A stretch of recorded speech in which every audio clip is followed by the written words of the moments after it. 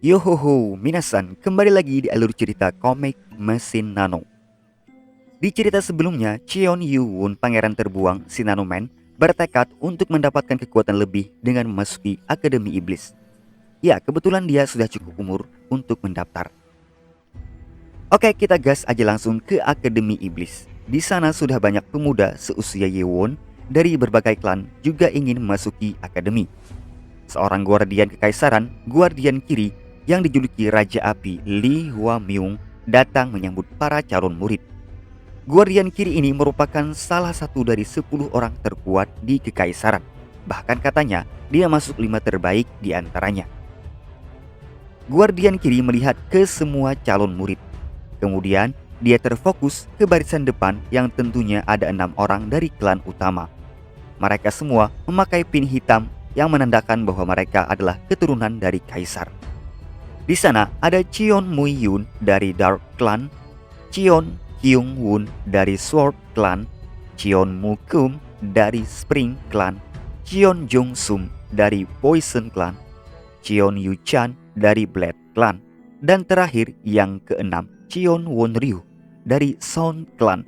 Dia merupakan satu-satunya wanita dari pewaris kaisar.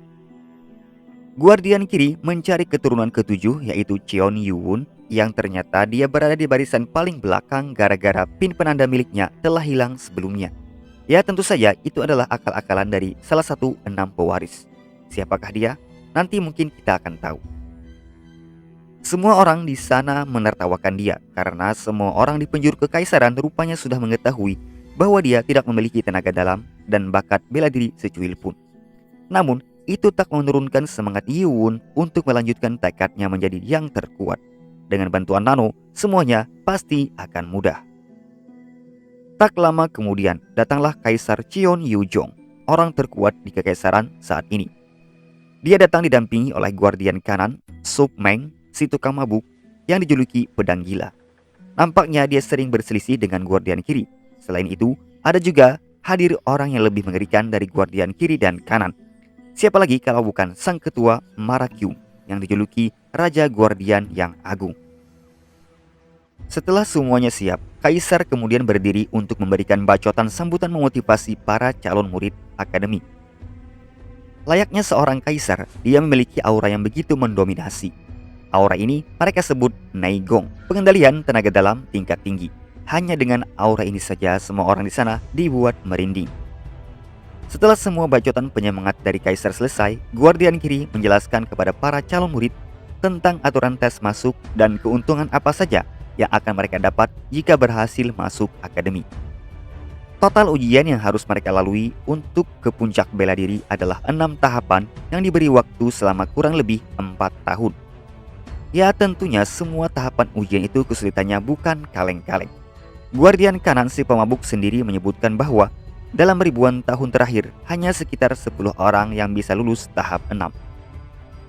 Intinya, siapapun yang bisa mencapai puncak bela diri, dia akan dihormati. Nama klan bahkan status pewaris kaisar tidak berlaku di dalam akademi. Intinya, siapa cepat dia dapat, siapa yang kuat dialah yang terhebat. Singkat cerita, yang akan melakukan ujian masuk adalah tetua kelima, Nyonya Hang Soyo, pimpinan Sound Clan. Ujian pun dimulai. Siapapun yang bisa menahan gelombang musik dari Nyonya Soyo akan dinyatakan lulus. Ujian ini merupakan ujian yang begitu berat bagi peserta yang memiliki tenaga dalam rendah, apalagi yang belum memilikinya sedikit pun seperti Yu-won. Itu terbukti dengan banyak peserta yang sudah berguguran, terjatuh tak berdaya, luka dalam, dan telinga berdarah akibat gelombang alunan musik Nyonya Soyo. Namun, berbeda dengan semua orang, Yu-won malah masih berdiri tegak, tak terpengaruh sedikit pun. Nyonya Soyo yang melihat keanehan ini, seorang Yu-won yang tak memiliki tenaga dalam, seharusnya langsung pingsan dalam hitungan detik, merasa mulai gelisah. Tapi dengan bantuan Nano, dia bisa menonaktifkan pendengarannya hingga kekuatan suara hanya seperti angin lewat baginya. Nyonya Soyo kemudian meningkatkan kebrutalan alunan musiknya hingga membuat beberapa peserta yang tadinya masih kuat menahannya, kini mulai merasakan kesakitan. Guardian kiri mengingatkan Nyonya Soyo agar bisa menahan diri karena ini hanyalah ujian dasar. Jika berlebihan, itu akan membahayakan nyawa para peserta. Semua orang, tak terkecuali para pewaris, menatap sinis ke arah Yuwon yang masih berdiri tegak, tak tergoyahkan. 1 menit pun berlalu, ujian pertama selesai. Di detik-detik terakhir, Yuwon yang tak ingin orang-orang curiga, meminta Nano untuk merusak sedikit organ dalamnya. Sehingga saat tanda ujian berakhir, Yuwon terjatuh dan memuntahkan darah yang cukup banyak akibat luka dalam yang sangat parah. Guardian kiri bergegas menyelamatkan Yuwon. Bagaimanapun, meskipun dia anak buangan, dia tetaplah anak kaisar. Guardian kiri memeriksa keadaan Yuwon dan benar, dia memastikan kepada semua orang bahwa Yuwon memang tidak memiliki negong atau tenaga dalam sedikit pun. Kecurigaan Nyonya Soyo dan 6 kandidat kaisar lainnya dari 6 klan utama akhirnya terbantahkan. Guardian kanan si pemabuk nampaknya melihat Yuwon dari sisi yang berbeda. Dia mulai tertarik dengan Yuwon dan seperti memikirkan sesuatu. Yuwon dibawa ke ruang medis di lantai 2 bangunan utama akademi untuk dirawat oleh seorang dokter yang bernama Baek Jong Myung. Dia adalah murid dari dokter Baek yang tergila-gila dengan ilmu medis. Jadi tak heran jika dia sangat senang kalau ada pasien yang datang. Saat dokter Jong Myung mulai memeriksa Yuwon, tiba-tiba ada seseorang yang mendobrak pintu dan mengejutkannya. Orang itu adalah Guardian kanan.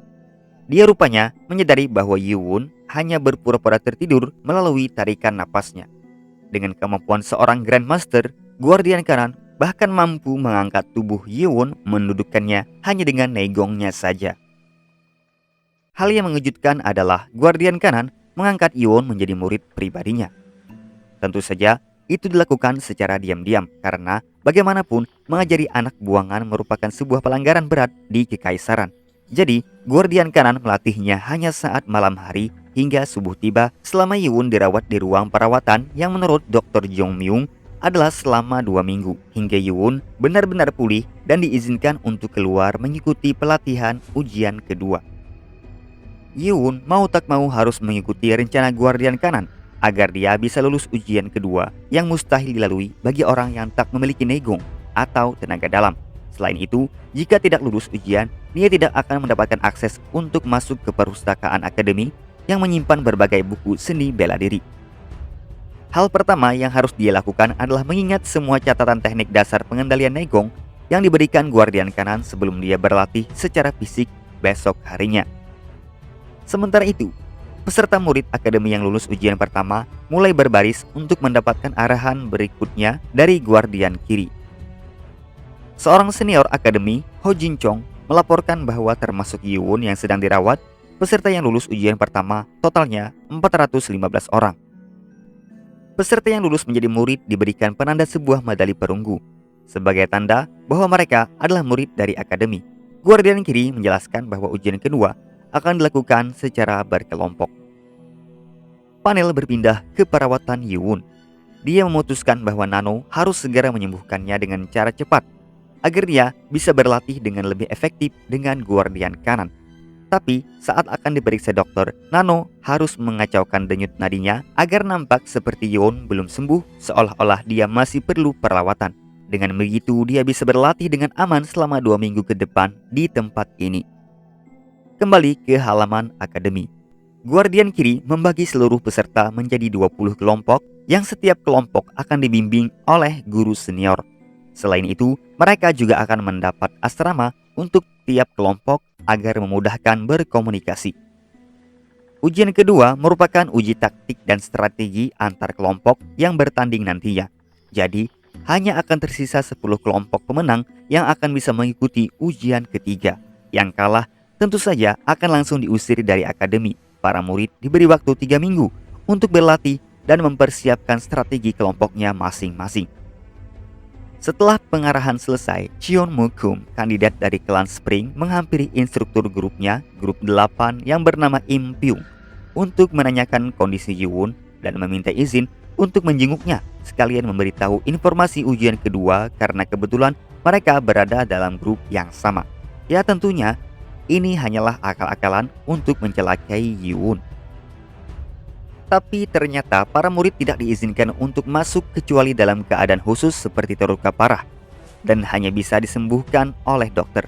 Misalnya seperti Yuwon yang tak memiliki negong, Jadi, tidak bisa bermeditasi untuk menyembuhkan luka sendiri. Akhirnya, yang bisa menjenguk Yewon hanyalah instruktur Im Pyung. Setelah sampai di ruang perawatan, instruktur Im Pyung mendapatkan informasi bahwa Yewon harus dirawat selama 14 hari lagi sampai dia sembuh total. Instruktur Im Pyung kembali dengan kecewa karena jika grup bimbingannya tidak lulus ujian kedua hanya karena satu anggota itu akan sangat memalukan. Tapi ya, apa boleh buat, kesehatan murid adalah hal utama. Apalagi Yewon adalah salah satu kandidat kaisar. Setelah semua orang terlelap tidur, tengah malam menjelang subuh, sekelebat bayangan bergerak begitu cepat ke lantai 2 tempat Yewon dirawat. Ya, tidak lain itu adalah Guardian Kanan. Pelatihan Yewon akan segera dimulai. Guardian Kanan memulai dengan membuka aliran Negong atau yang kita kenal dengan tenaga dalam seperti Qi dan Cakra di tubuh Yewon.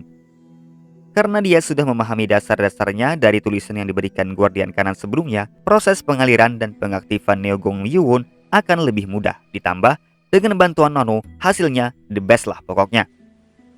Di saat yang sama, di sebuah asrama grup 12, terjadi pertarungan perebutan ketua grup antara Cheon Jung Sum, kandidat dari klan racun yang sepertinya cukup sengit melawan Baik Gi. Dan pertarungan itu dimenangkan oleh Baik Gi. Kembali ke sisi Yewon, dia nampaknya sudah selesai melakukan latihan pengisian aliran Negong dibantu oleh gurunya Guardian Kanan yang sepertinya cukup menguras tenaga. Karena hari sudah mulai pagi, Guardian Kanan harus segera pergi. Pagi harinya, setelah mendapatkan pengarahan tempat pelatihan tentang taktik dan strategi dasar dari instruktur Ho Jin Chong, Cheon Mukum mendapat kabar dari instruktur Im Pyung bahwa Yewon harus dirawat selama 2 minggu di ruang perawatan. Mendengar informasi yang membagongkan itu, dia menjadi kesal karena niat mencelakai Yewon saat dia kembali ke grup telah gagal. Namun, dia tak kehabisan akal. Anak buahnya yang bernama Jahyun membisikkan sebuah saran yang sepertinya cukup menarik. Singkat cerita, 4 hari kemudian, artinya 5 hari sejak Yewon dirawat, tak ada lagi pasien yang mengunjungi ruang perawatan, dan itu membuat Dr. Jong Myung kebosanan setengah mati. Tak lama kemudian, Dr. Jong Myung dikagetkan dengan suara pintu didobrak, dan ternyata itu adalah instruktur Im Pyung dari grup 8 membawa salah satu muridnya yang bernama Heo Bong. Dia nampaknya terluka parah akibat tusukan pedang. Jadi, menurut diagnosis Dr. Jong Myung, dia harus dirawat di ruang perawatan selama 3 hari akibat luka tusukan pedang yang cukup parah, sehingga membuatnya tak bisa bermeditasi untuk menyembuhkan dirinya sendiri. Malam harinya, Heo Bong yang tidur berdekatan dengan tempat Yewon dirawat, bangun mengendap-endap ke arah Yewon sembari mengeluarkan sebuah pisau untuk mencelakai Yewon. Sepertinya inilah rencana yang dibisikkan Jahyun kepada Mukum untuk mengirimkan anak buahnya yang dilukai ke tempat perawatan dengan misi mencelakai Yewon. Namun saat tangannya menyentuh kaki Yewon, serangan Negong yang bagaikan serangan listrik bertegangan tinggi membuatnya terkapar pingsan tak berdaya. Bahkan serangan kejutan itu membuat kepala Heo Bong menjadi gundul. Rupanya Yewon sudah menduga hal itu karena instruktur Im Pyung sering menyenguknya dan memberikan informasi tentang ujian kedua, grup 8 tempatnya berada, asramanya tempat tinggal nanti, dan siapa saja yang berada di grup 8. Jadi, dia sudah menduga bahwa ini pasti ulah dari Cheon Mukum. Tentu saja, Yewon tak tinggal diam. Dengan kemampuannya mengetahui titik akupuntur, dia menyiksa Heo Bong dengan menusukkan jarum di titik-titik yang menyakitkan. Tak cukup dengan itu, ketika Heo Bong mulai berisik ngebacot, Yewon menggunakan semacam jurus totokan membuat Heo Bong pingsan seketika. Hanya dalam 5 hari, rupanya Yewon sudah mampu menguasai Negong. Tengah malam menjelang subuh, seperti biasa, Guardian Kanan datang untuk melatih Yewon. Dia datang untuk membantu Yewon menyerap obat yang disebut bola naga hitam, hadiah untuk murid yang lulus ujian pertama, berfungsi untuk menambahkan Negong senilai 20 tahun. Namun, sebelum penyerapan dimulai, dia melihat seorang tepar tak berdaya di samping Yewon. Ya, itu adalah Heo Bong yang dibuat pingsan oleh Yewon. Yewon kemudian menceritakan tentang usaha penyerangan terhadapnya. Jadi, sang guru malah membantu Yewon membuat Heo Bong pingsan lebih lama dengan menotok aliran darahnya dengan 10 tahun neogong. Karena totokan dari Yiwon sebelumnya rupanya hanya bernilai kurang dari 1 tahun neogong.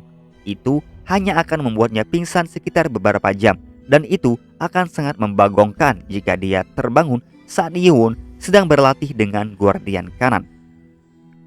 Penyerapan bola naga hitam dimulai. Dengan bantuan guardian kanan dan mesin nano, Yiwon berhasil menyerap 1,5 kali lebih banyak dibandingkan murid biasa yang menyerapnya sendirian. Kebanyakan hanya mampu menyerap setengahnya. Artinya, Yiwon sekarang mendapatkan peningkatan kekuatan neogong sebanyak 30 tahun. 2 hari kemudian, masa perawatan si gundul Heobong berakhir. Mokum yang mengetahui kegagalannya mencelakai Yiwon benar-benar murka dan menghajar Heobong hingga babak belur. Kembali ke sisi Yiwon, singkat cerita, masa perawatannya berakhir. Selain berhasil menguasai neogong dasar, dia juga mendapatkan teknik butterfly dari guardian kanan. Selain itu, dengan tingkatan kemampuannya sekarang, dia bisa merasakan kehadiran seseorang bahkan dari balik dinding, semacam Kembun Sukahaki lah gitu. Yiwon akhirnya diperbolehkan keluar dari ruang perawatan. Dr. Jong Myung merasa sedih karena tak ada lagi pasien yang dirawatnya. Namun, Yiwon mengatakan, "Tunggu saja, aku akan mengirimkan lebih banyak pasien untukmu." Wow, hal menggemparkan apa yang akan dilakukan oleh Yiwon di ujian kedua nantinya. Nantikan kelanjutannya hanya di channel Cerita Kosong. Nyeritain apa aja ketika adminnya ada waktu kosong bermodal omong kosong. Yohoho, sampai jumpa.